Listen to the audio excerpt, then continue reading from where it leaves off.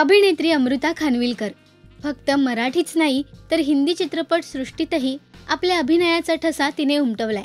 2015 साली अमृताने अभिनेता हिमांशू मल्होत्रासोबत लग्नगाठ बांधली होती। हिमांशू मल्होत्रा अनेक हिंदी सिनेमा सिरीजमध्ये दिसलाय। काही वर्षांपूर्वी अमृताने हिमांशूला अनफॉलो केल्यानं खूप चर्चा झाली होती। आता अमृताच्या नवऱ्याने म्हणजेच हिमांशूनेच यामागचं कारण सांगितलंय। हिमांशू मल्होत्राने फिल्मी बीटला दिलेल्या मुलाखतीत त्याला अमृताविषयी प्रश्न विचारण्यात आला होता। तिने त्याला ब्लॉक केलं होतं, याचं कारण काय यावर तो म्हणाला की तिने मला अनफॉलो केलं होतं। मी राजस्थानमध्ये शूटिंग करत होतो, तिला माझ्याशी बोलायचं होतं, आमच्यात एका गोष्टीवरून वाद झाला।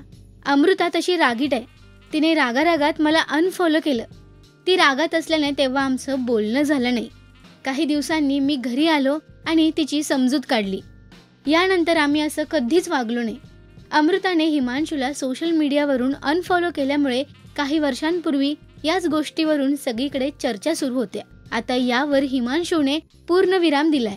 अमृता आणि हिमांशू यांची ओळख 2004 साली झाली होती। बराच काळ डेट केल्यानंतर या दोघांनी लग्न केलं। नच बलिये साथ या डान्स शोचेही ते विजेते होते। अमृता आणि हिमांशू सोशल मीडियावर फारसे एकत्र दिसत नाहीत, पण दोघंही आपापल्या कामांमधून नेहमीच चर्चेत असतात। हिमांशूचा केसरी वीर हा चित्रपट लवकरच येणार आहे, यामध्ये तो महत्त्वाच्या भूमिकेत दिसणार आहे। तर अमृता देखील तिच्या नवीन प्रोजेक्ट्सवर काम करते।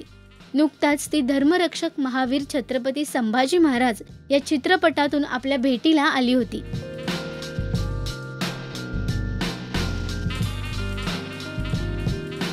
तुम्हाला अमृता आणि हिमांशूची केमिस्ट्री कशी वाटते हे आम्हाला कमेंटमध्ये नक्की सांगा।